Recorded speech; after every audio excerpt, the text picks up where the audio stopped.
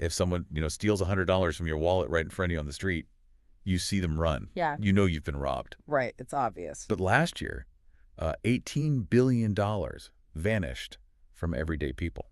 And the crazy part is, the victims actually held the metaphorical door open for the thieves. So, welcome back to the deep dive. Today we are looking at the often invisible, highly lucrative, and frankly terrifying world of personal digital security. Yeah, it's a landscape where the primary vulnerability isn't necessarily like the code in our devices anymore. It's the users holding them. And the stakes have genuinely never been higher for you, the individual consumer. To figure out what is really going on here, we've pulled together a fascinating stack of sources for you. We are examining the technical documentation from the Chromium webpage detailing their new Armor browser ecosystem. Right, the technical blueprints. Exactly. And we've paired that with a really eye-opening transcript of a conversation between two industry insiders dissecting exactly how cybercrime targets everyday folks. It creates a really compelling juxtaposition, I think. You have the raw theoretical mechanics of a new defensive technology on one side, and on the other, you have this visceral, real-world impact of what happens when the current slate of digital defenses just completely fails us. Yeah, it's grim. So our mission today is to figure out why our own brains are our biggest security vulnerability. Yeah. And then we are going to evaluate if this new ecosystem approach to privacy actually gives you the power to protect yourself, or if it's just, another tech promise. Okay, let's unpack this. I want to start with the psychology, because there was an insight in the Chromium source that just stopped me in my tracks. Oh, yeah. Which specific insight caught your attention? The assertion that falling for a digital scam isn't about being gullible or stupid. It is entirely about biology. Wow. The source used this incredible analogy. When you have one of those fake, your account has been compromised text messages, it physically hijacks the exact same threat response that our ancient ancestors felt when a predator rustled the bushes nearby. The evolutionary mismatch here is so critical to understanding the problem. Human brains were wired for a world of physical proximity, right? Right. In an ancestral environment, urgency almost always meant immediate physical danger. A rustling bush meant you had to react instantly or you'd die. You had to survive the rustling bush first and then ask questions later. Exactly. And trust, conversely, was a slow burn mechanism. It grew over years of living alongside the exact same people in a tribe, but the internet weaponizes that exact dynamic. Because everything is instant. Right. It artificially manufactures extreme urgency, saying things like, click here right now or lose all your savings. And at the same time, it artificially manufactures trust by, say, spoofing a bank's logo or hijacking a friend's phone number. So bad actors are intentionally triggering your sympathetic nervous system. Yes, so that you click a link before your prefrontal cortex, which is the rational part of your brain, can even evaluate the situation. So basically, a phishing text isn't really hacking my phone's software. It's attempting to hack my central nervous system. That is the core mechanism of social engineering. And if we look at the conversation transcript, the scale of this exploitation is just massive. It's everywhere. It is. The transcript highlights that 95% of all cybercrime is rooted in this exact type of social engineering. It's humans manipulating humans, and they're using technology simply as the delivery mechanism. 95% is a wild statistic. Yeah. I mean, I think a lot of us still picture some hooded hacker in a dark room brute forcing a firewall with complex code. Like in the movies. Right. Yeah. But the reality is they're just firing off a terrifying text message and letting our own adrenaline do the heavy lifting for them. And the financial fallout from that adrenaline is staggering. The transcript notes that out of the $20.9 billion lost globally to cybercrime last year, a massive $18 billion could have been saved if people simply hadn't been tricked into handing over their credentials or their money. I have to push back on that number a little bit, though. Is it really fair for the source to imply that a piece of software could have saved all 18 billion? I mean, even with the best tools, humans are still going to panic. They're still going to make mistakes, right? That's a very fair critique. Software can't eliminate human error entirely. What the source is arguing, however, is that the vast majority of that 18 billion didn't bypass complex security systems. It walked right through the front door because the user was manipulated into opening it. Okay, I see. If you can insert a forced pause between the emotional trigger and the action, you mitigate the lion's share of that financial loss. And it isn't just about the money either. The transcript brought up a much darker, much more emotional side to this that we really have to talk about. Yeah, the human toll. It mentioned the loss of nearly 1.9 million lives under the age of 25. We're talking about young people falling victim to social engineering, identity theft, and severe cyberbullying. The human cost here is heartbreaking. It is a profound tragedy, and it highlights the disconnect inherent in cybercrime. As the transcript points out, scammers operating in boiler rooms halfway across the world rarely see the real-world impact of their actions. Because they're completely detached from it. Exactly. To them, it's just numbers on a screen. They hit a button, a database updates, and they get paid. They don't see the teenager whose life is ruined by extortion or the elderly person who loses their life savings. To the bad actors, you are just a data point to be monetized. Which brings up a really crucial question. If we know that our biological wiring makes us vulnerable to this kind of manipulation, why isn't the multi-thousand-dollar glass slab in my pocket protecting me better? That is the big question, Like, right? why are the traditional antivirus apps we've all been downloading for years failing so spectacularly at this? To answer that, we have to look under the hood at the underlying architecture of modern smartphones. A tech-savvy audience understands that mobile operating systems are fundamentally different from old desktop environments. But it's worth detailing how iOS and Android handle app permissions. They utilize a technique called sandboxing. Meaning every app lives in its own little isolated box. Right. Correct. Apple and Google designed these systems so that one app cannot easily peek into the box of another app. It's great for core security and battery life.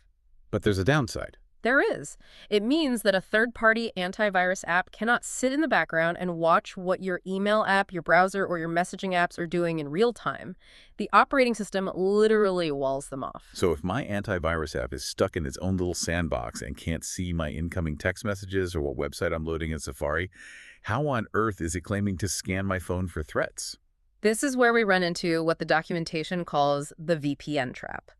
To bypass these operating system restrictions, many traditional mobile security apps require you to install a virtual private network profile. Yeah. They essentially force your phone to route all of your incoming and outgoing data traffic through their own remote servers. They scan your data traffic on their servers and then send it back to your device. Wait, let me make sure I'm understanding the mechanics of this.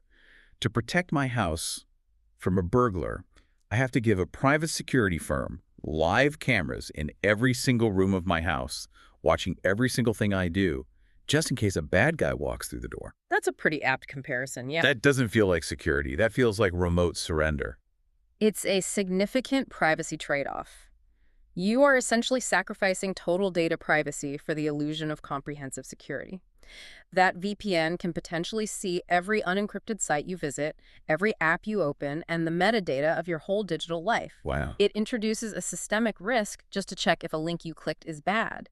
And this architectural flaw is exactly what Chromium's documentation claims the Armor ecosystem was built to solve. Because Armor's documentation explicitly rejects that VPN model. They do. They've designed an ecosystem built entirely inside its own app sandbox. Based on their technical specs, it requires absolutely no VPNs, asks for no system-wide root access, and performs zero background surveillance. So it's completely self-contained. Exactly. Everything operates strictly within their specific app environment. I understand the privacy appeal of that for sure. But if Armor is completely blind to what I'm doing in Chrome or Safari or my banking app, how is it actually protecting me? Well, If I click a bad link in a text message and Armor isn't watching my text, I'm still going to get hacked, right? you are, and that is the philosophical pivot Chromium is trying to make here. They aren't trying to build a background surveillance state on your phone. Instead, they argue that we need a shift in human behavior. They call it building muscle memory. Here's where it gets really interesting. They are essentially saying you cannot rely on passive background protection anymore. You have to actively participate in your own security. Their premise is that verifying digital information should become a personal discipline, as automatic as looking both ways before you cross a busy street. Or locking your front door when you leave for the day. Precisely. You don't buy a robot to lock your door for you. You just develop the habit. And the tool they've built to help you develop that habit is the Armor browser. Instead of blindly clicking a link that your bank or a friend supposedly texted you at 11 p.m., the new habit is to copy that suspicious link and paste it into the Armor app first. Right. You paste it into what they call the safe browser. From a technical standpoint, what happens next is crucial. It scans the destination and analyzes the URL structure to determine if it's a known scam, a phishing attempt, or a legitimate site. And it does this safely. Yes, it does all of this before the site ever loads its potentially malicious code onto your device. You are actively utilizing a pause button. I want to tie this back to a really harrowing story from the transcript regarding digital arrests. Oh, that was intense. It was. The speakers discuss a highly manipulative con where scammers use video calls to pretend to be law enforcement. They tell the victim there's a warrant for their arrest, maybe even showing a fake badge on screen, and demand immediate payment to clear it up. The digital arrest is the ultimate manifestation of hacking the nervous system. The visual of a police officer, the threat of jail time, it completely floods the brain with cortisol. The rational mind just shuts down. You just panic. Exactly. But within the Armor ecosystem, the documentation outlines tools specifically engineered for these high-stress vectors. Alongside the safe browser, they feature an anti-phishing shield and call and text protection. So how does the call and text protection actually work without violating that sandbox privacy rule we talked about earlier? Rather than reading your messages, you manually query the suspicious data. If you get a terrifying voicemail from a supposed federal agent, you take that phone number and run it through the app's scanner. You check it yourself. Yes. It cross-references the number against global spam registries and known fraud networks. It allows you to verify the threat in a safe, isolated environment before you ever return the call. And what's fascinating is that you don't have to decipher complex security logs by yourself to figure this out. This is where the documentation introduces Vexa. Vexa is their AI sentinel. I was going to compare Vexa to having a personal AI butler, but that's a bit cliche. Yeah. It's more like having a highly skilled, bilingual mechanic sitting in the passenger seat of your car. Okay, I like that. When the check engine light comes on, the mechanic reads the complex diagnostic code and just turns to you and says, "Hey, your brake pads are wearing thin. Pull over here and I'll show you how to swap them out." That's a very accurate functional analogy. A major flaw in legacy security tools is that they dump a mountain of raw diagnostic data onto the user. Which is useless to most people. Exactly. Seeing a notification that says DNS rebind attack blocked on port 443 means nothing to the average person. Vexa is designed to provide AI remediation in plain English. So it actually explains it. Yes. If it detects a vulnerability, it translates the technical threat into actionable advice, telling you exactly what is wrong and providing step-by-step instructions on how to fix it. And all of this is powered by what Chromium calls flywheel intelligence, right? This part of the source material was pretty dense, so let's break down how this engine actually works. Flywheel is the intelligence gathering apparatus. When you run a scan, it isn't just looking at a static list of bad websites. It is actively checking live data. For instance, it checks certificate transparency logs. Let's pause there. What is a certificate transparency log in plain English? Sure.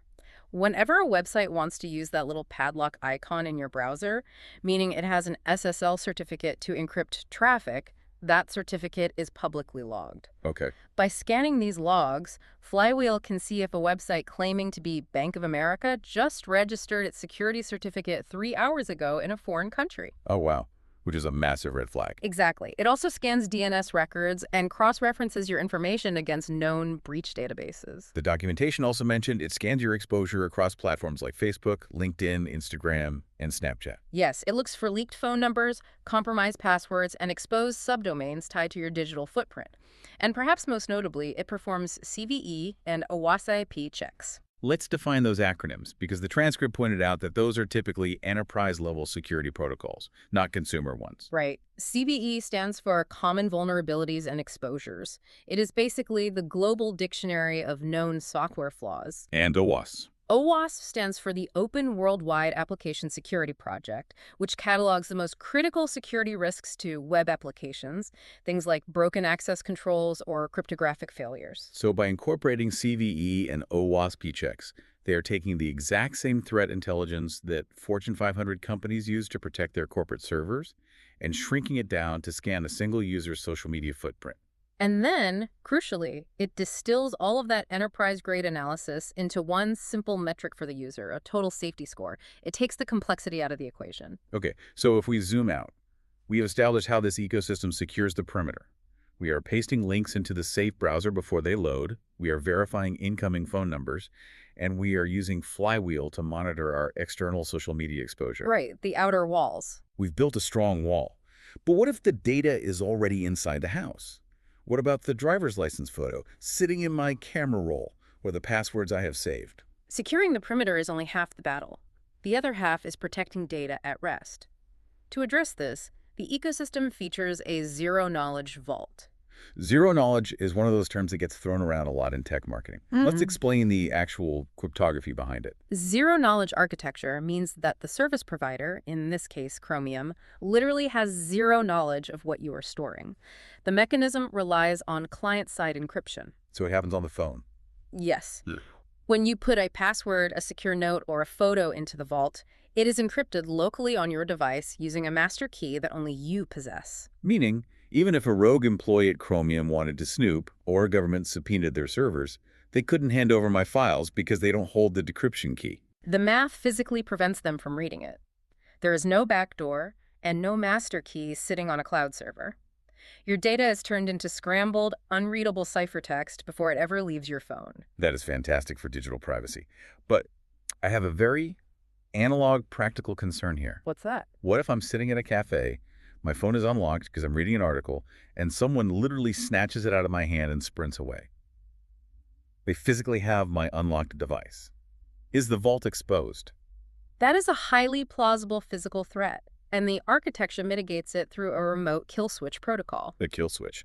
Because your encrypted vault is tied to your account infrastructure, if your device is physically stolen while unlocked, you can log into your Armor account from a laptop or a friend's phone. Okay. By activating the kill switch, you send a cryptographic command that remotely wipes the local decryption keys and destroys the vault's data on the stolen device. It neutralizes the threat even if the thief is holding the unlocked phone. That is a very robust failsafe.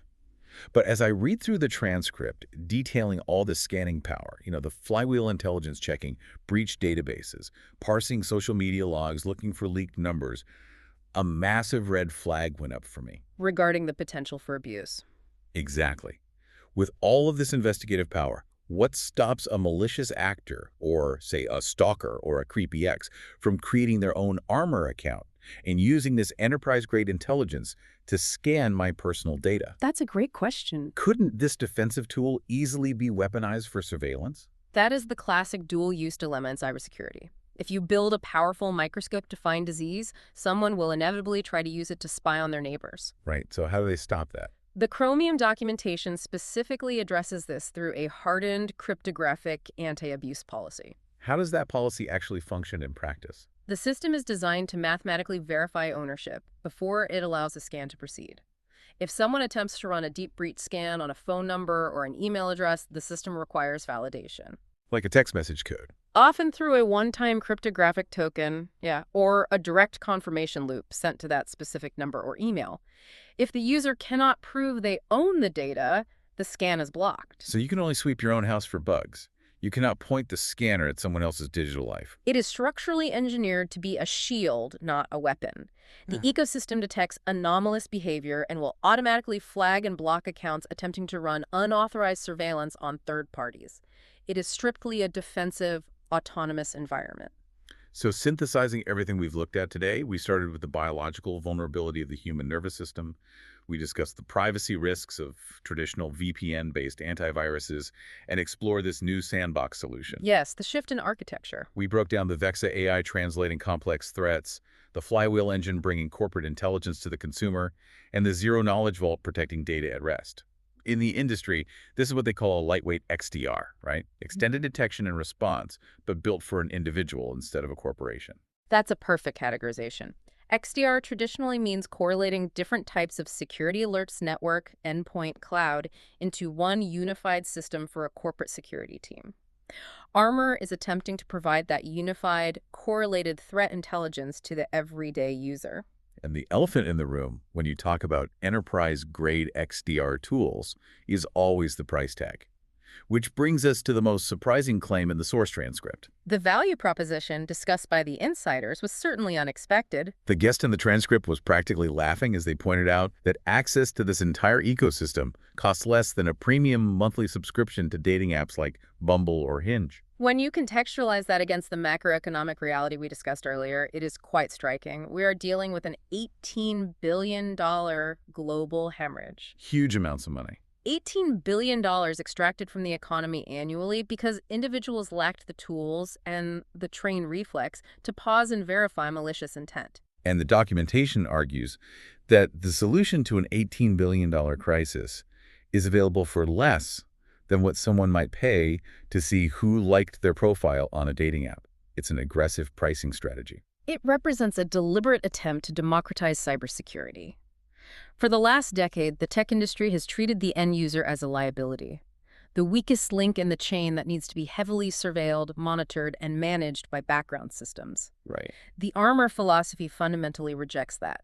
It treats the user as a capable, autonomous decision maker. It provides the isolated space to pause, the intelligence to scan, and the clear remediation steps to act. It is attempting to shift the locus of control back to the individual. Well, according to the sources, this ecosystem is launching very soon on both iOS and Android. If it works as claimed, it could be a major shift in how we handle personal digital security. Thank you for helping untangle the complex mechanics behind all of this today. It has been genuinely fascinating. It is a critical shift in the landscape, and I'm glad we could break down the architecture behind it. Before we wrap up, I want to leave you, the listener, with one final thought to mull over. We spent the beginning of this deep dive exploring how our ancient biological fight-or-flight instincts are the exact vulnerabilities being exploited by modern digital threats. But human biology is not a static thing. We are highly adaptable creatures. Very true. If our generation is currently being hacked because our nervous systems are mismatched to the speed of the internet, how might the next generation evolve? Kids being born today are growing up entirely immersed in a digital threat landscape. It's an entirely different environment for them. Exactly. Will digital natives inherently develop a different physiological response to flashing urgent notifications? Will they naturally feel a baseline lack of trust that protects them? Or will the bad actors just find new ways to mimic the rustling bush? It's something to think about the next time your phone buzzes with an urgent alert. Thanks for joining us on The Deep Dive. We'll catch you next time.